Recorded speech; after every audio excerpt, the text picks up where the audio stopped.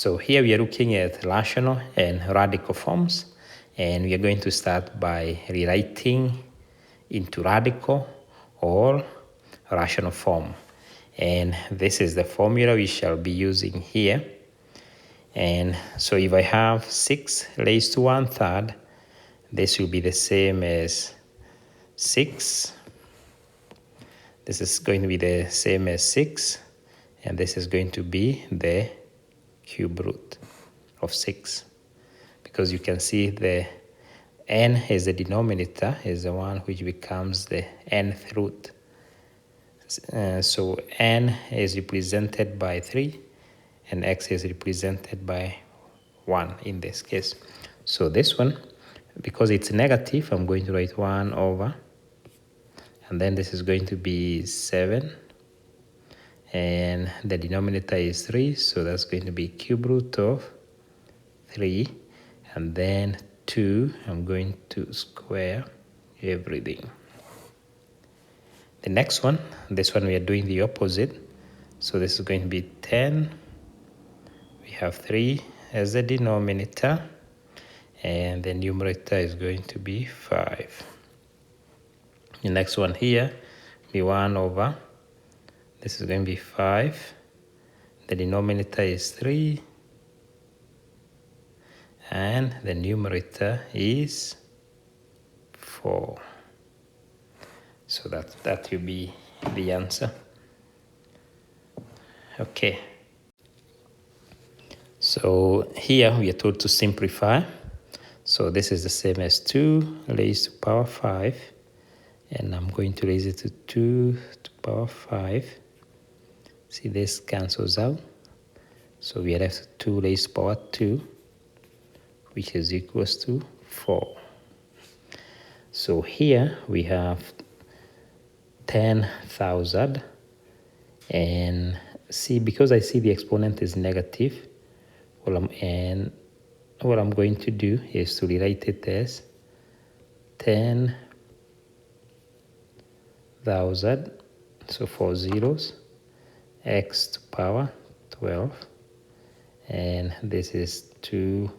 And then I'm going to, I can rewrite this one as 10 to power 4,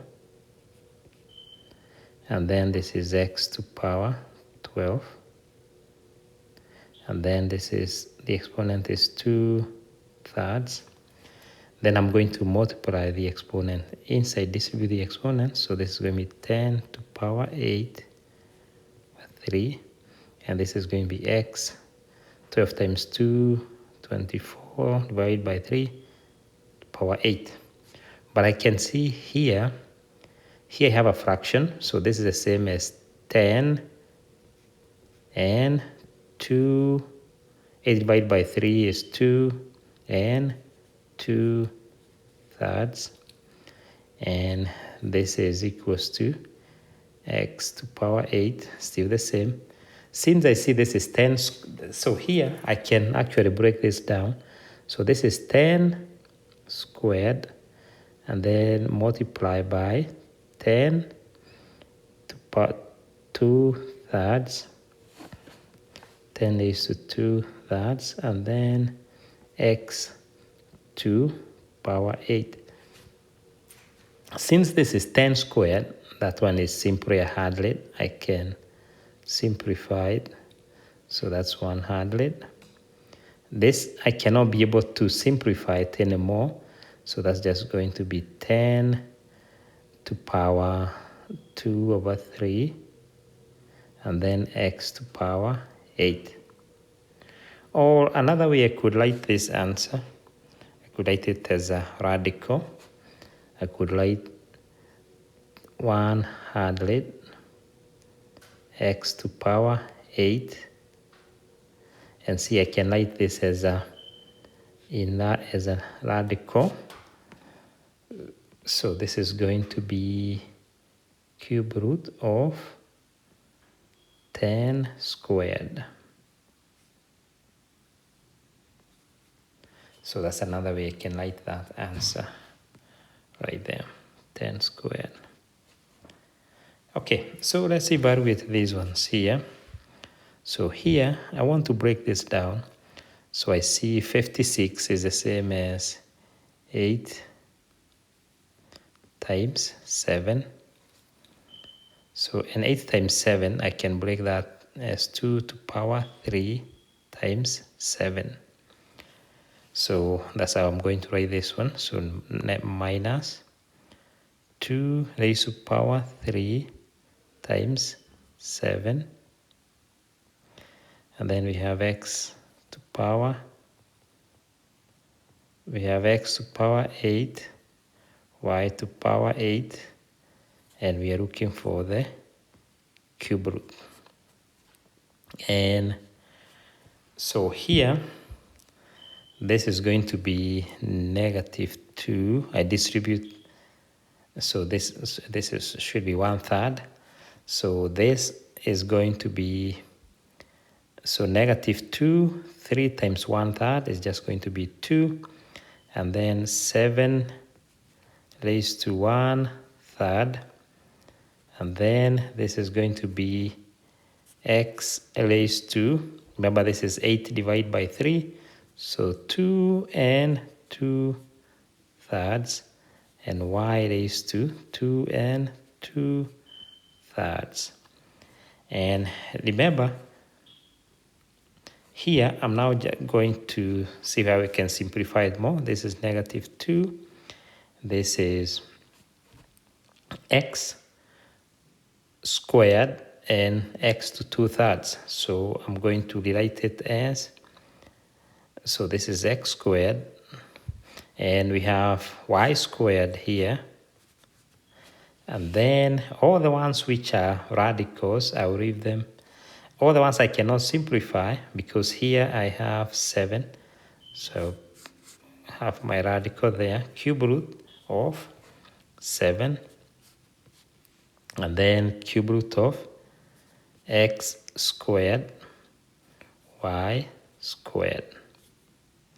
So that will be the answer. That will be the answer right there. Remember, for the fraction, if I can elaborate a little more, just as I had done above, see this one here is the same as x squared times x 2/3.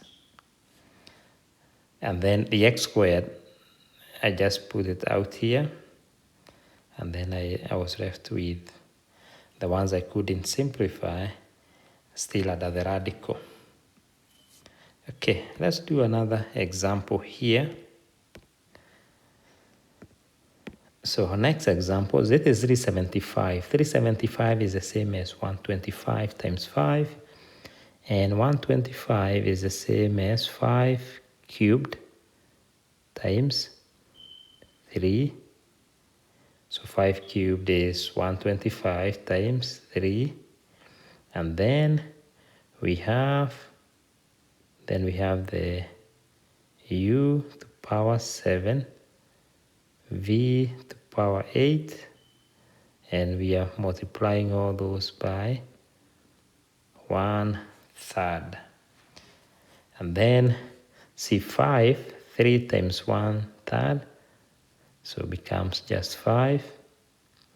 Then this is 3 times 1/3, so that's just going to remain as 3 raised to 1/3. 3 raised to 1/3. And then we have 7. And then we have, no, not 7, but we have u raised to 7/3. And then we have v raised to 8/3. So the 5, in the final answer, so this is going to be 5. And we have 7 divided by 3. So you're left with u squared. And then the fraction is going to stay under the radical. And then we have v to what power? 8 divided by 3 is 2. And then what still remains under the radical? Cube root. So we have the 3. And we have u raised to, what was the remainder? So 1 is the remainder because it is 2 remainder 1. And then for 8 divided by 3, the remainder is 2. So, and that's the answer for that question.